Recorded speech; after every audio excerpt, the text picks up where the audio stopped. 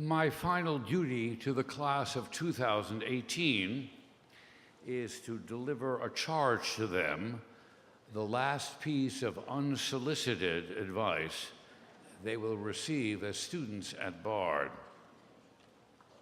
Everyone here has certainly heard of the 7 deadly sins, a staple of Catholicism, enumerated first by the 6th century Pope Gregory the Great and discussed in greater depth by St. Thomas Aquinas.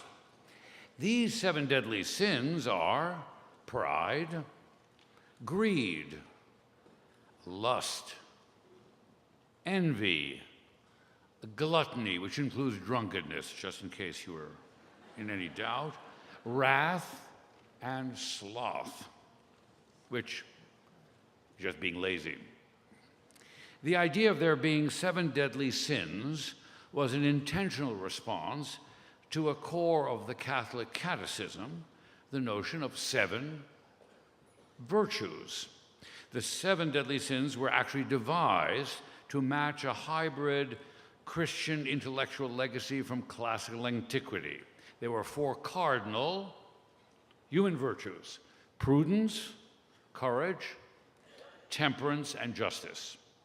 And then 3 theological virtues that were adapted from the 13th verse of the 13th chapter of the first letter of Paul to the Corinthians that speaks of faith, hope, and charity, sometimes translated as love. The number 7 here is, as obvious to you, is not arbitrary. 7 days measured the biblical account of creation. We create life as humans, and then the division of ordinary time into the 7 days of the week. As a guide to your daily life, 7 virtues were to guide your life, and 7 sins were the things to avoid. It seemed a plausible way to organize our daily life. We're supposed to think about 1 virtue and 1 sin every day in every week of our lives. Now, we're all pretty familiar with the 7 deadly sins. Hardly anyone here can claim to have escaped partaking in them. Right? But the virtues that were set up to parallel them seem daunting, perhaps a bit grandiose and even quaint. So I've decided to propose to the class of 2018 a new set of 7 virtues for our contemporary world, the world you are about to enter. But the virtues I propose to you are not normative admonitions, objectives to strive for. They are the very opposite. Characteristics that are merely masquerading as virtues. Therefore, they're to be avoided. So I'm going to call them the 7 deadly virtues of our time. They are to be feared and considered with skepticism, despite their surface of plausibility as virtues. So I'm asking each and every one of you, each day of the week, for the remainder of your lives, to forget about the 7 deadly sins and pay attention to avoiding the 7 deadly virtues. Ignore the 7 deadly sins. You can't avoid committing them. But concentrate on not falling prey to the 7 deadly virtues. The first virtue, deadly virtue, is silence. Now, it is said that silence is golden, but today in the United States, silence is to be avoided. Speak up for what you believe, and do so with civility. Do not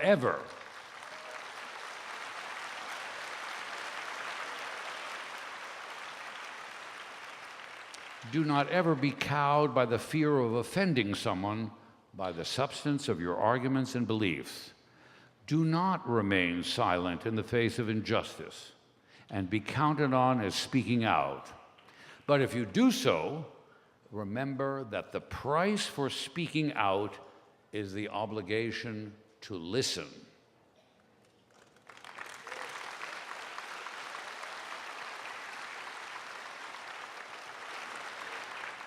The second deadly virtue is change. This is perhaps the most pernicious cliche of our times. It is the idea that change is a virtue. Forget it.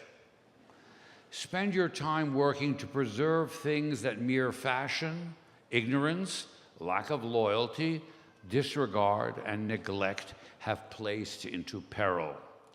Institutions like BARD are designed to protect treasured aspects of life threatened by the drumbeat of change. The study of classical languages, the love of reading, particularly long novels, the pursuit of philosophy, and the making of art that can't be bought or sold for profit.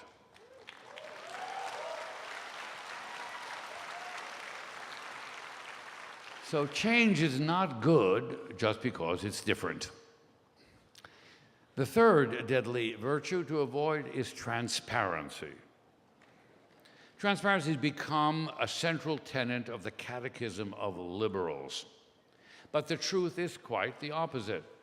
A society that can't do things in secret and keep secrets is not a free society. We as individuals must protect our right to do things out of the public view and to maintain the sanctity of our privacy.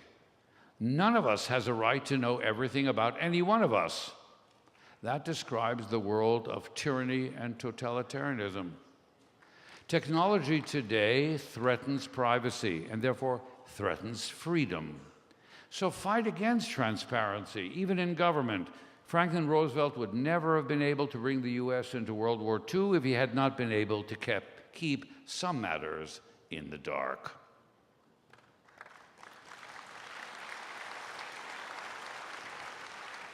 The fourth deadly virtue is order. Your parents have told you from the first moment you can remember to be organized, to use your time effectively, to be neat, and to maintain order.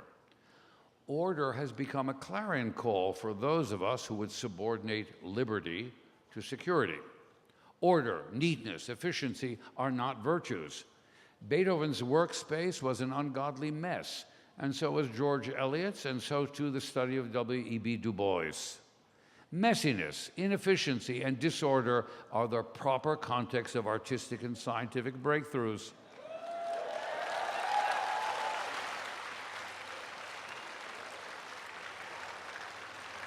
So don't subordinate a dream to order or the relentless tyranny of the clock, measure time. Take risks against efficiency and order. The fifth deadly virtue is patience. We're forever being admonished to be patient. But in truth, the number of things that merit patience are very few. There's a short, slippery slope separating patience from passivity. Insist that progress in matters of justice be dealt with now. We are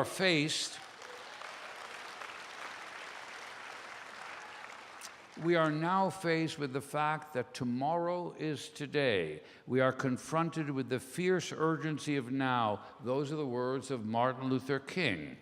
Patience is plausible only when dealing with members of your family. Their habits will never change. The sixth deadly virtue is wealth. Don't envy the rich. Don't live your life for money. If you end up with surplus wealth, give it away, either as a citizen in taxes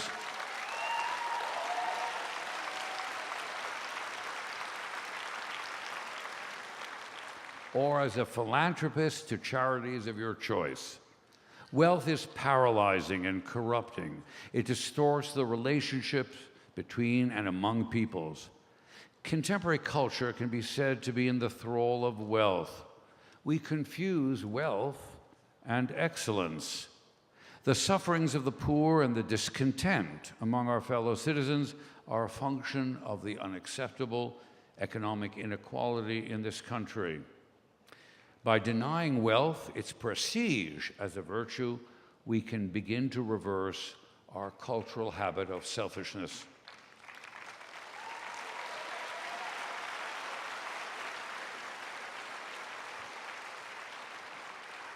And the last and seventh deadly virtue is happiness.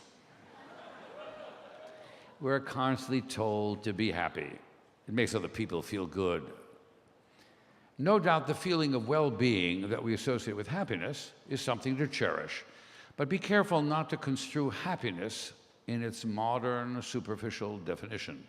Genuine happiness succeeds always some measure of struggle and discomfort and perhaps even pain, even a sense of loss. Don't avoid challenges in your life because you might not entirely succeed. You might fail. And then because you fear that you will end up feeling unhappy. The state of true happiness emerges only out of the gritty reality of life. Don't be afraid. If happiness is not to be considered a deadly virtue, but perhaps a genuine virtue, it needs to be understood by the terms in which it is used in our Declaration of Independence. Happiness is a human condition that derives from the way our politics and society are organized. My happiness is reciprocal with yours. It derives from ensuring not only my neighbor's well-being, but that of total strangers. We will experience happiness only. Good.